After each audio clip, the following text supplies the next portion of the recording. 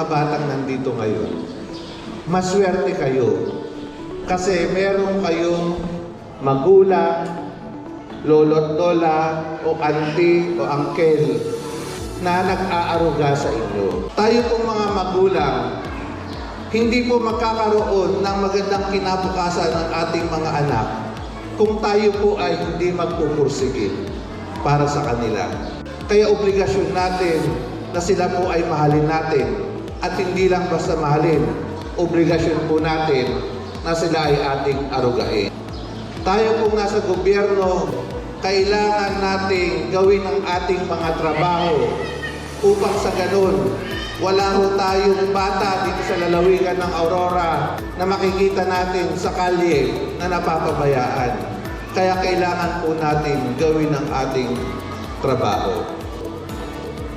Isa po ang challenges sa mga bata ngayon po ang malnutrition. Alam niyo po, ang lalawigan natin sa ngayon ay pangalawa o pangatlo sa may pinakamataas ng malnutrition. Pero sana, obligasyon natin, sama-sama sa gobyerno at sa tahanan, sa paaralan, na labanan po ang malnutrisyon.